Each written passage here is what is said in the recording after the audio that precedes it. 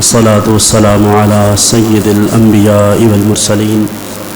خاتم النبيين محمد وعلى آله وأصحابه أجمعين. أما بعد فأعوذ بالله من الشيطان الرجيم. بسم الله الرحمن الرحيم. ادع إلى سبيل ربك بالحكمة والموعظة الحسنة وجادلهم بالتي هي أحسن. صدق الله العظيم. قال الله تبارك وتعالى في شان حبيبه إن الله وملائكته يصلون على النبي يا أيها الذين آمنوا صلوا عليه وسلموا تسليما. الصلاة والسلام عليك يا سيدي يا رسول الله وعلى آلك وأصحابك يا سيدي يا حبيب الله. الصلاة والسلام عليك يا سيدي يا رحمة للعالمين وعلى آلك وأصحابك يا سيدي يا خاتم النبيين. تمام حمد و ثنا، تعریف و توصیف اللہ تبارک و تعالی جل جلالہ و عم نوالہ کی ذات گرامی کے لیے،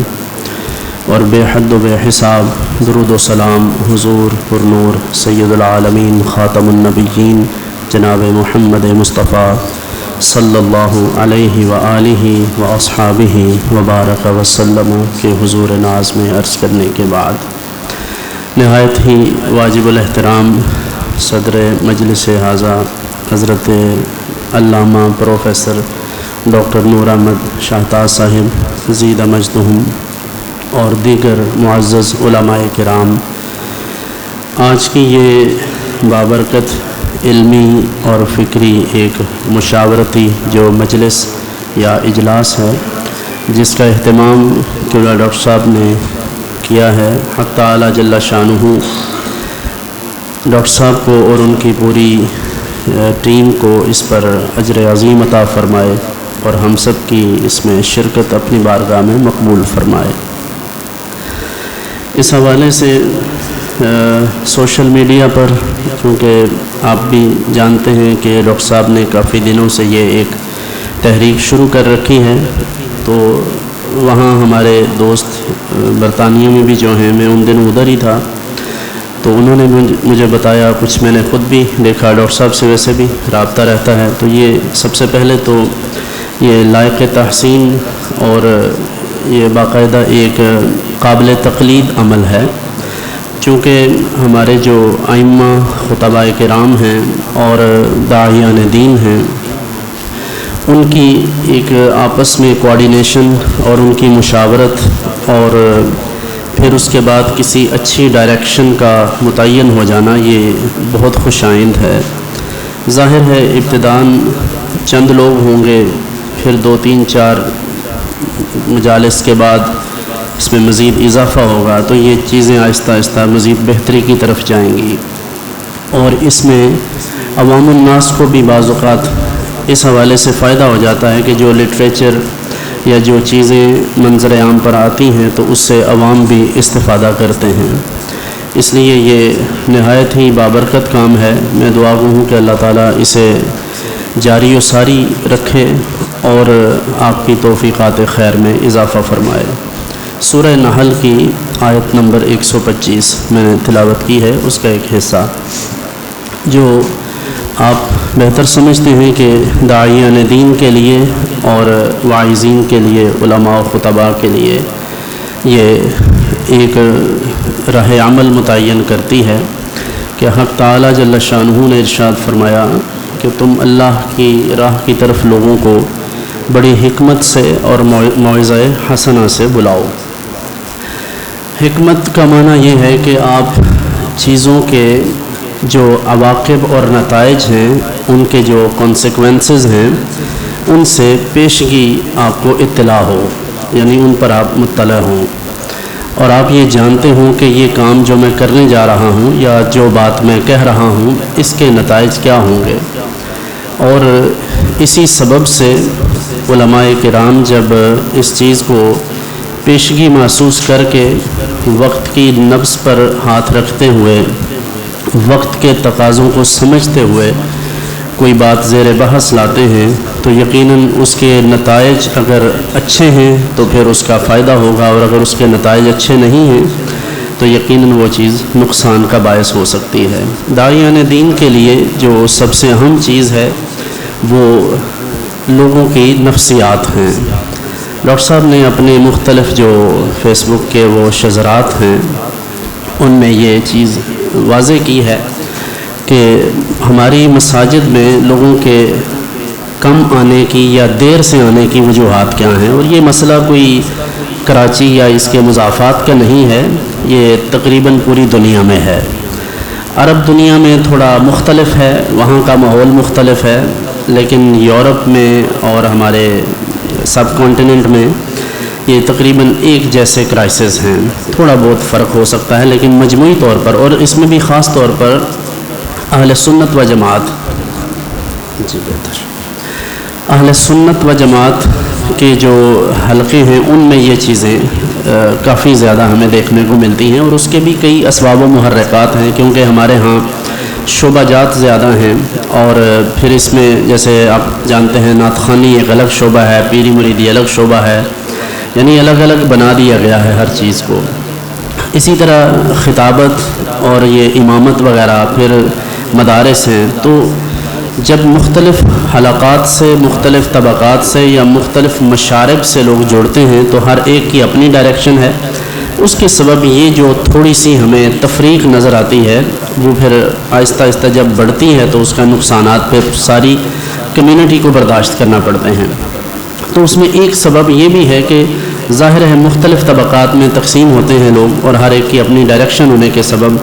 کسی امام کی کوئی بات کسی کو پسند نہیں آتی، کوئی اس کو لگتا ہے کہ یہ میری خانقاہ سے وابستہ نہیں ہے اس لیے میں اس کے ساتھ نہیں زیادہ چل سکتا، یا وہ میری تنظیم سے وابستہ نہیں ہے۔ یہ ساری چیزیں ہمیں پیش نظر رکھتے ہوئے ایک تو یہ بات ذہن میں رکھ کر تبلیغ کرنی چاہیے کہ ہمارے سامعین کیسے ہیں، اور وہ ہماری جو فروعی نوعیت کی باتیں ہیں ان کو وہ کس طرح سے لیتے ہیں۔ کچھ اصولی اختلافات ہوتے ہیں جن کو صرف نظر نہیں کیا جا سکتا، جیسے آج کل آپ جانتے ہیں کہ محرم الحرام میں کچھ لوگوں نے باضابطہ طور پر صحابہ کرام علیہم الرضوان اور بالخصوص حضرت امیر معاویہ رضی اللہ عنہ کے متعلق باقاعدہ ایک گستاخی کی ہے۔ تو ظاہر ہے اس طرح کی بات پر کسی مناسب انداز میں ریئیکٹ کرنا یہ ایک فرض منصبی ہے، اور یہ کرنا پڑتا ہے، کرنا چاہیے بھی، لیکن اس سب کے ساتھ ساتھ اچھا ہے دل کے ساتھ رہے پاسبان عقل، کہ یہ بھی پیش نظر رہے کہ ہمارے ادارے اور مختلف جو ایجنسیز ہیں وہ بھی ان چیزوں کو دیکھتے ہیں، تو ہمیں اپنے ملک کے امن و سلامتی اور قوانین کو بھی پیش نظر رکھنا ہے، اور مناسب انداز میں تنقید کرنی چاہیے، تاکہ بعد میں ہم کسی سے معافی مانگیں یا وضاحت کریں یا اس کو اس طرح سے جسٹیفائی کریں کہ ہمارا جو منصب امامت ہے یا جو ہماری ذمہ داری ہے، وہ جو ہمارا وہ منصب ہے، لوگ اس کو ہی شک کی نگاہ سے نہ دیکھنا شروع ہو جائیں۔ تو اس حوالے سے ہمیں تھوڑا محتاط رہ کر بیلنسڈ گفتگو کرنی چاہیے، جس میں ہم حد سے تجاوز بھی نہ کریں اور اپنے اس فرض سے بھی غفلت نہ برتیں۔ دوسری گزارش یہ ہے کہ رسول اللہ صلی اللہ علیہ وآلہ وسلم کے طرز عمل سے ہمیں بہت ساری چیزیں بآسانی سمجھ آتی ہیں، اور ائمہ کرام کے لیے یا داعیان دین کے لیے یہ چیز بڑی اہم ہے کہ وہ لوگوں کی ضرورت، ان کے جو لوگوں کی جو کیفیت ہے، ان کے جو مسائل ہیں ان پر وہ بڑی گہری نگاہ رکھتے ہیں۔ جیسے صحیح بخاری میں موجود ہے، نبی اکرم صلی اللہ علیہ وآلہ وسلم کی خدمت اقدس میں عرض کیا گیا، کسی صاحب نے نماز میں قراءت لمبی کی، اس پر حضور صلی اللہ علیہ وسلم نے ناصحانہ انداز میں سختی فرمائی اور اس کو محسوس فرمایا، اور فرمایا کہ تمہیں اندازہ ہے کہ پیچھے بوڑھے بھی ہوتے ہیں، بیمار بھی ہوتے ہیں، تو تمہیں قراءت مختصر کرنی چاہیے۔ تو ایسے میں ظاہر ہے ہم سب کو بھی، میں بھی جب کبھی امامت کرواتا ہوں تو یہ بات پیش نظر رہتی ہے، پھر موسم کی شدت، پھر کمیونٹی، پھر جیسے لوگ ہیں پیچھے، جیسا ماحول ہے، بعض کا شدید گرمی میں حبس میں آپ نماز پڑھا رہے ہوتے ہیں تو اس میں لوگوں کے لیے مسائل ہوتے ہیں، تو یہ چیز بھی پیش نظر رہے کہ جب ہم قراءت کرتے ہیں تو اس میں ہمیں خیال کرنا چاہیے کہ مختصر کریں۔ باقی اگر ہم 100% لوگوں کے معیار پر پورا اترنا چاہیں تو یہ ناممکن ہے، یہ ہو ہی نہیں سکتا۔ ہاں ایک اور چیز جو بڑی اہم ہے جمعے میں یا جمعہ کے اجتماعات میں یا مجموعی طور پر نماز پنجگانہ میں لوگوں کے کم آنے کا جو ایک بہت بڑا سبب ہے وہ ہماری قراءت میں کمزوری ہے۔ ہم میں سے بہت سارے لوگ وہ ہیں جنہوں نے ٹھیک سے قرآن کریم کو یعنی قراءت تجوید و قراءت کے ساتھ نہیں پڑھا، اور یہ ہمارے سنیوں میں کافی مسئلہ ہے۔ اگر میں غلط ہوں تو آپ بعد میں بے شک کریکشن کر دیجئے۔ دوسرے لوگ اس پر کافی فوکس کرتے ہیں، اب آ کے ہمارے لوگوں نے بھی بہت زیادہ امپروو کیا ہے، لیکن میں سمجھتا ہوں کہ ابھی مزید امپروومنٹ کی ضرورت ہے اور اس پر اتنا بھرپور فوکس ہونا چاہیے۔ میں قبلہ ڈاکٹر صاحب سے بھی عرض کروں گا کہ یہاں کسی اچھے مجود قاری صاحب کی اگر ڈیوٹی لگے، وہ ایک شارٹ کورس ترتیب دیں علماء کرام کے لیے، کیونکہ جو فضلاء ہوتے ہیں درس نظامی کے، ان کو کسی عام قاری سے پڑھنا ان کے لیے مشکل ہوتا ہے، کیونکہ اس کا وہ لیول نہیں ہوتا جو ان کا ہوتا ہے۔ وہ 8-10 سال پڑھے ہوئے لوگ ہیں، اور ظاہر ہے کہ وہ فوق کل ذی علم علیم کے تحت ان کے اوپر ایک بڑا آدمی ہونا چاہیے جو قراءت 7 عشرہ کا ہو، تو وہ ان کو کچھ بنیادی چیزیں جو ہے وہ بتائے اور ان کی قراءت اتنی اچھی کروائے، اور اس کی ظاہر ہے اس کو ان کو باقاعدہ پریکٹس کرنا ہوگی۔ میں اپنی مسجد میں جہاں ہمارا ادارہ ہے اس میں جب کبھی نماز پڑھاتا ہوں تو میرے جو نمازی ہیں، میں ظاہر سفر میں رہتا ہوں اکثر،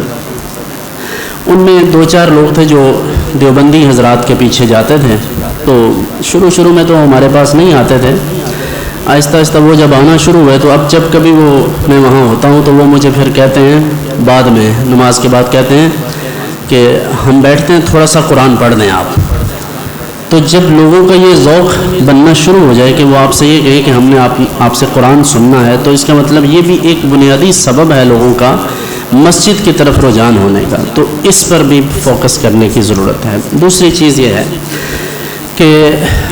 جو ہمارے موضوعات ہیں ان میں ایک ترتیب ہونی چاہیے اور باقاعدہ طور پر پہلے سے طے شدہ ہونا چاہیے کہ ہم نے کیا پڑھانا ہے۔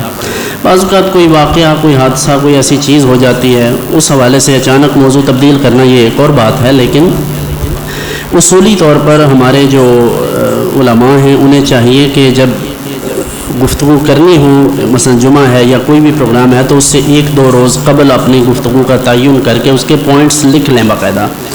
لکھے بغیر بات نہیں بنتی۔ پہلے کاغذ پر لکھنا پڑتا تھا، تو موبائل میں سہولت ہے، وہ ہاتھ میں پکڑے رکھیں تو آسانی سے اس میں سارے پوائنٹس ہوتے ہیں۔ ہمارے ایک دوست کہا کرتے ہیں کہ وہ اپنے بارے میں کہتے ہیں کہ جی اب تو اللہ تعالیٰ نے اتنی مہربانی کر دی ہے کہ ہمیں ضرورت نہیں پڑتی مطالعے کی، اور وہ کہتے ہیں کہ میں تو جب تک خطبہ شروع نہیں نہ کرتا مجھے پتہ ہی نہیں ہوتا میں نے کیا کرنا ہے۔ تو میں نے کہا اسی لیے پھر لوگ نہیں آتے نا، ظاہر ہے جب آپ کو خود نہیں پتا کہ میں نے کیا کہنا ہے، کیا بتانا ہے،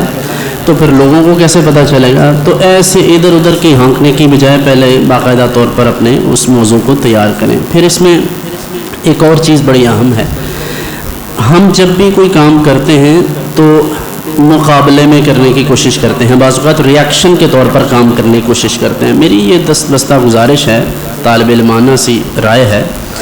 کہ اب ہم اگر شعوری طور پر لوگوں کو قرآن کریم کی طرف متوجہ کریں، کیا اہل سنت و جماعت کے عقائد اور جو جتنی بھی ہماری بنیادی یعنی چیزیں ہیں، معتقدات ہیں، مبادیات ہیں، کیا وہ ساری چیزیں قرآن کریم سے، احادیث طیبات سے ثابت نہیں؟ یقیناً ثابت ہیں، تو پھر ہمیں کوشش کرنی چاہیے کہ اپنی گفتگو کو زیادہ سے زیادہ قرآن کریم سے اور سنت سے مزین کریں۔ تو ہمیں قرآن کریم اور احادیث طیبات سے اپنی گفتگو کو مزین کرنا چاہیے، اور جس تیزی کے ساتھ الحاد، بدعقیدگی، اب اس میں بدعقیدگی کی کئی شاخیں ہیں، یعنی تفضیلیت کا مسئلہ ہے جو باقاعدہ رافضیت اختیار کر جاتا ہے پھر آگے چل کر، پھر اسی طرح کچھ ناسبیت کے بھی ماڑے چنگے اثرات ہوتے ہیں کہیں نہ کہیں۔ اس حوالے سے ہر جمعہ تو نہیں، لیکن میرے خیال میں کم از کم 4 جمعات میں سے ایک جمعہ اعتقادیات پر پڑھانا چاہیے، یہ میری رائے ہے، اور اس میں بھی پورشنز ہوں مختلف، یعنی جو چل رہا ہے جو بنیادی عقائد ہیں، جیسے عقیدہ توحید۔ اب آپ جانتے ہیں کہ عقیدہ توحید کو اور وجود باری تعالیٰ کو اور اس جیسے مسائل، ان جیسے مسائل کو ہم نے جب سے زیر بحث لانا ختم کیا ہے، تب سے کچھ لوگوں کا توحید پر باقاعدہ کاروبار شروع ہو گیا ہے۔ جبکہ آپ اگر ہم اپنے اسلاف کی جو کتابیں ہیں، جیسے ہمارے حضرت امام ربانی مجدد الفسانی علیہ رحمہ کے مکتوبات شریف ہیں، کشف المحجوب ہے، عوارف المعارف ہے، رسالہ قشیریہ ہے، دیگر ہمارے جو تصوف کی کتب ہیں، ان کو اگر آپ دیکھیں، ایون الفتح الربانی حضرت غوث پاک رحمہ اللہ تعالیٰ کی جو تصنیفات ہیں، ان میں آپ اگر دیکھیں تو جو توحید انہوں نے پیش کی ہے، آج اگر ہم پڑھیں تو ہمیں لگے کہ یہ تو پتہ نہیں کون سی باتیں ہیں. تو میرے خیال میں توحید کو بھی مناسب انداز میں اپنے عوام کے سامنے ڈسکس کرنے کی ضرورت ہے، اور یہ دو وجہ سے ہے. ایک تو وہ جو پروپیگنڈا ونگ ہمارے مقابل کھڑا ہے، جو یہ تاثر دیتا ہے کہ یہ بریلوی تو توحید کی بات ہی نہیں کرتے، تو ایک تو یہ بات ہے. دوسری وجہ یہ ہے کہ آج جہاں بہت سارے اور فتنے ہیں، وہیں فتنہ الحاد کا بھی موجود ہے. اب تو وجود باری تعالیٰ کا انکار لوگوں نے صراحتاً شروع کر دیا ہے، اور آپ جانتے ہوں گے ریسنٹلی کئی ایک ڈیبیٹس بھی اس پر ہوئی ہیں. ابھی بھی برطانیہ میں بھی ریسنٹلی ابھی 2-4 روز قبل ہی ہمارے جو اہل سنت و جماعت کے ایک عالم ہیں، انہوں نے ایک اچھی ڈیبیٹ کی ہے وہاں ملحدین کے ساتھ یا قادیانیوں کے ساتھ. تو اس میں یہ چیز بہت ضروری ہے کہ ہمیں الحاد کے حوالے سے لوگوں کو، اپنی عوام کو ایجوکیٹ کرنا ہے، اور اس پر باقاعدہ پھر آگے ختم نبوت، عقیدہ ختم نبوت، یہ ہر مہینے نہیں تو 2 ماہ بعد ضرور اس پر مفصل بات ہونی چاہیے، کیونکہ یہ قادیانیوں کا یا مرزائیوں کا جو طریقہ واردات ہے وہ عوامی سطح پر بات نہیں کرتے. وہ اپنی جو کیمپین ہے وہ خاموشی کے ساتھ کرتے ہیں، بڑی چالاکی کے ساتھ. وہ مثلا ڈرائنگ رومز میں بیٹھ کر، لوگوں کی دکانوں پہ، لوگوں کے دفتروں میں بیٹھ کے، ان کے باقاعدہ یعنی فیکٹریوں میں جا کر 10-15 بندے اکٹھے کیے اور ایک ایک کر کے ذہن سازی کی. ہمارے دارالعلوم کے باہر مین روڈ پر ایک وقت تھا، ابھی ادھر دیوار وغیرہ نہیں تھی، ابتدا تھی، تو ایک نوجوان گزرتا تھا تو اس نے ہاتھ میں کتاب پکڑی ہوتی تھی. مجھے بڑی موٹیویشن ہوئی کہ بھائی بڑا محنتی بندہ ہے، ہم جیسے تو واک کرتے ہوئے نہیں پڑھ سکتے، یہ پتہ نہیں کیسے مطالعہ کرتا ہے. ایک دن میں نے ایک طالب علم سے، ایک دوست سے کہا کہ بھائی یہ پتہ کریں یہ ہے کون. مجھے بڑی موٹیویشن ملتی ہے، میں حیران ہوتا ہوں، روزانہ کتاب پکڑ کے جاتا ہے اور یہ کوئی 2-3 کلومیٹر کی سیر بھی کرتا ہے. کچھ دنوں کے بعد پتہ چلا وہ قادیانی ہے، اور اس نے ہاتھ میں لٹریچر پکڑا ہوتا ہے. رستے میں اسے ایک آدھ بندہ جو ملتا ہے اس کے اوپر پوری محنت کرتا ہے، اور نتیجہ اس کا یہ نکالتا ہے کہ وہ ہر 6-8 مہینے کے بعد ایک آدھ بندہ کوئی نہ کوئی اپنے پاس بیٹھنے کے لیے تیار کر لیتا ہے. تو وہ لوگ اتنے مشنری ہیں. اور ہمارے ہاں چونکہ جذباتی چیزیں ہوتی ہیں، ہم محفلوں میں بھی نعرے شعرے لگا کے کسی کے خلاف 2-4 باتیں کر کے سمجھتے ہیں کہ کام پورا ہو گیا، حالانکہ یہ صرف ایک موٹیویشن ہوتی ہے. اصل کام یہ ہوتا ہے کہ آپ لوگوں کی ذہن سازی کریں، آپ ان کو وقت دیں. تو علماء اگر انفرادی طور پر انہیں وقت دیں گے تو اس کا فائدہ یہ ہوگا کہ وہ آپ سے کچھ سوال کریں گے،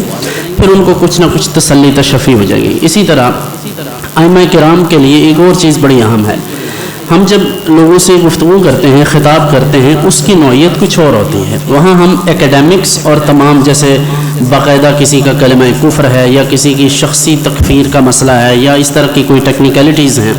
یہ ہم اپنی تقریروں میں ڈسکس نہیں کر سکتے. لیکن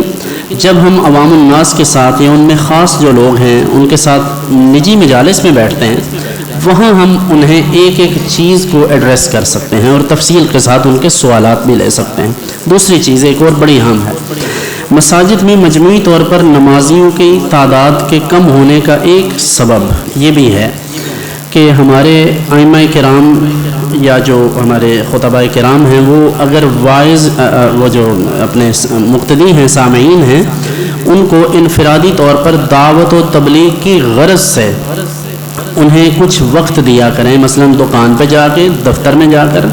ان کو دعوت دیں کہ یار آپ ہمارے ہمسائے ہیں، مسجد میں تشریف لایا کریں.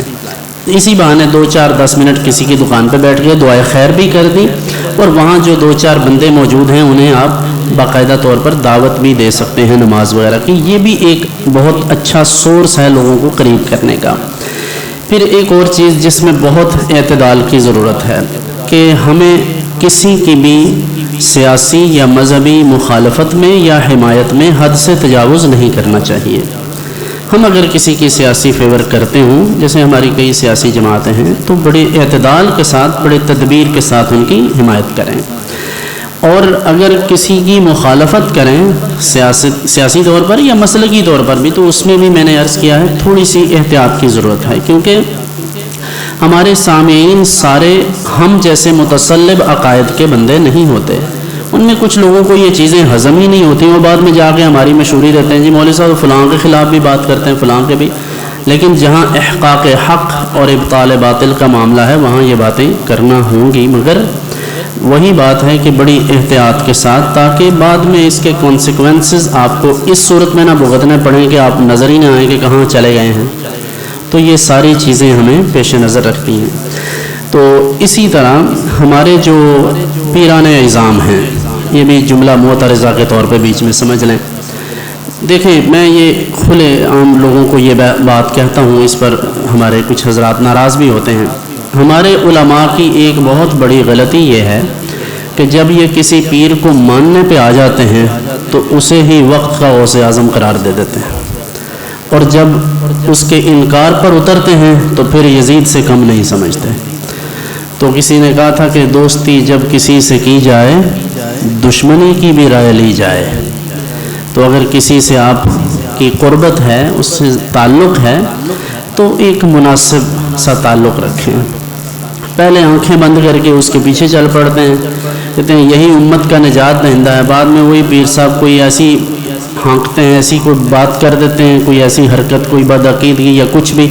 بعد میں لوگوں کو، مولویوں کو وضاحتیں تو علماء کو دینا پڑتی ہیں نا، پیر کب وضاحتیں دیتے ہیں؟ یعنی خچ وہ مارتے ہیں، وضاحت علماء کر رہے ہوتے ہیں. تو اس لیے ویسے ہی کوئی مسئلہ نہیں ہے مجھے، یعنی ایسی بات نہیں کہ ہم، ظاہر ہے ہمارا سسٹم ہی ایسا ہے کہ ہم پیران طریقت کو ماننے والے لوگ ہیں، خود بھی صاحب سلسلہ ہیں، لیکن اعتدال بہت ضروری ہے. اسی طرح اپنی محافل کو اس وجہ سے کہ جی فلاں پیر صاحب نے 10-20 ہزار روپے حصہ ڈالنا ہے، اس لیے ان کی زیر صدارت پروگرام کر کے سارے پروگرام کا بیڑا غرق کریں اور کسی عالم کی تقریر بھی نہ ہو سکے اچھے طریقے سے، یہ چیزیں بھی چھوڑ دیں. یہ جو زیر صدارت والی اور زیر سرپرستی والی یعنی لفظی وہ مشکلات ہیں، چلیں جہاں چلتا ہے وہاں چلے، لیکن ان مشکلات سے ہمیں نکل جانا چاہیے. مثلا آپ کسی قاری صاحب کی صدارت رکھ سکتے ہیں، کسی عام نمازی کی جو متقی پرہیزگار ہو، جیسے حدیث میں آتا ہے لا یشار الیہ بالاصابع. کئی ایسے لوگ بھی ہوتے ہیں نا جن کو لوگ جانتے نہیں ہیں، درخور اتنا ہی نہیں سمجھتے ان کی بات کو، تو آپ ان کی بھی صدارت رکھ سکتے ہیں. لیکن اگر کوئی اچھا صاحب سجادہ، کوئی ایسا نیک بندہ ملے تو اس میں کوئی حرج نہیں اس کی صدارت رکھنے میں، لیکن اپنے پروگرام کا فارمیٹ خراب نہ کریں اس وجہ سے کہ جی فلاں بڑی گدی والے ہیں. پھر یہ ایک الگ مصیبت ہے کہ مثلا ہم ایک دفعہ شارجہ میں تھے تو بڑے علماء وہاں تشریف فرما تھے، تو ایک اور عالم بہت بڑے وہاں کے بہت اچھے مستند سننے عالم ہیں، وہ محفل میں تشریف لا رہے تھے تو تلاوت ہو رہی تھی. اب آپ دیکھیں کہ یہ حال ہے ہمارا، تلاوت ہو رہی تھی اور وہ بزرگ تشریف لائے، حالانکہ ان بزرگوں کا اس میں کوئی قصور نہیں تھا، انہوں نے کوئی ایسی بات نہیں کی، نہ ان کے ساتھ کوئی بندہ تھا جس نے یہ کیا ہو. لیکن ہمارے فہم کا یہ حال ہے کہ تلاوت چھوڑ کر لوگ کھڑے ہو کر ان کا استقبال کرنا شروع ہو گئے. اسی طرح پیران عظام کے ساتھ، نعت خوانوں کے ساتھ، بلکہ یہ ہوتا ہے کئی پیران طریقت کو دیکھا گیا ہے، پیران عزائم کو، عظام نہیں عزائم، ان کو یہ دیکھا گیا ہے کہ وہ تلاوت ہو رہی ہو تو محفل میں نہیں جاتے. اس نے کہا جناب جاتے نہیں ہیں، انہوں نے کہا تلاوت ختم ہو لیں پھر جائیں گے تاکہ لوگ بآسانی ہمارا استقبال کر سکیں. اب دیکھیں جو بندہ اس طرح کی خود پسندی میں مبتلا ہے وہ لوگوں کو کیا سکھائے گا؟ تو اس طرح کے بے برکت لوگوں سے اپنی محافل کو، مجالس کو بے برکت نہ بنائیں. اللہ نے آپ کو مصلی رسول پر کھڑا کیا ہے، آپ امامت کر رہے ہیں، آپ اس جگہ پر کھڑے ہیں جسے رسول اللہ صلی اللہ علیہ وسلم نے شعوری طور پر ساری زندگی اپنائے رکھا. صرف وہی 17 نمازیں جو جناب صدیق اکبر رضی اللہ تعالیٰ عنہ نے پڑھائی ہیں حضور کی بیماری کے ایام میں، اس کے علاوہ تو حضور نے خود نمازیں پڑھائی ہیں، جب حضور موجود تھے خود نمازیں پڑھائیں. تو یہ اتنا اچھا منصب اور اتنا بابرکت وہ مصلی ہے، اس کو بے توقیر ہونے سے بچائیں اور ایسے لوگوں کی چاپلوسی. اسی طرح جو منتظمین ہیں ان کی بہت زیادہ تعریف، مناسب سی جو کسی نے کیا ہے تھوڑا بہت اس کو اعزاز و اکرام ہونا چاہیے، لیکن اس حد تک نہیں کہ آپ کا منصب ہی دب جائے اس کے نیچے اور اللہ اپنے دین کی برکت ضرور ظاہر فرماتا ہے۔ وہ لوگ جو خودداری کے ساتھ اور دین کے اس خاص فارمیٹ پہ کام کرتے ہیں جو اللہ اور اس کے رسول کی طرف سے مطلوب ہے، تو اللہ تعالیٰ ان کو کبھی نیچا نہیں ہونے دیتا، ان کی عزت ہمیشہ بڑھتی ہے۔ تو میری یہ چند گزارشات ہیں کہ جب بھی آپ اس منصب پر جو بھی حضرات فائز ہیں وہ بڑی احتیاط کے ساتھ چلیں، اور پھر اب چونکہ مسلک کی شدت کے ساتھ ساتھ مسلک کے اندر بھی شدت ہے، یعنی کچھ چیزوں میں ہے، کچھ میں ہم پیدا کر دیتے ہیں، تو جو اصولی اختلاف کے علاوہ چیزیں ہیں ان میں کوشش کریں جس شخص سے بات کرنا ممکن ہو سکے، ڈائلاگ ممکن ہو، کوشش کریں کہ سوشل میڈیا پر بات کرنے سے پہلے اور تقریر میں اس کے بارے میں گفتگو کرنے سے پہلے اتمام حجت کے طور پر فون پر یا وفد کی صورت میں اس سے ملاقات کر کے کچھ چیزیں کلیئر کر لیں، اور اگر نہ ہو سکے تو پھر ظاہر ہے جتنا ممکن ہو وہ آپ نے کچھ نہ کچھ تو اس کے بارے میں ڈسکس کرنا ہے۔ تو یہ چند چیزیں تھیں جو میرے پیش نظر تھیں، مجھے امید ہے کہ آپ حضرات کو یہ بری نہیں لگی ہوں گی، اور وقت بھی تقریباً پورا ہو گیا ہے۔ اللہ تبارک و تعالی میری کہی ہوئی باتوں پر مجھے بھی اور آپ سب کو بھی عمل کی توفیق عطا فرمائے اور کمی کوتاہی کو معاف فرمائے۔ انہ علی کل شیء قدیر وہو بنا رؤوف الرحیم۔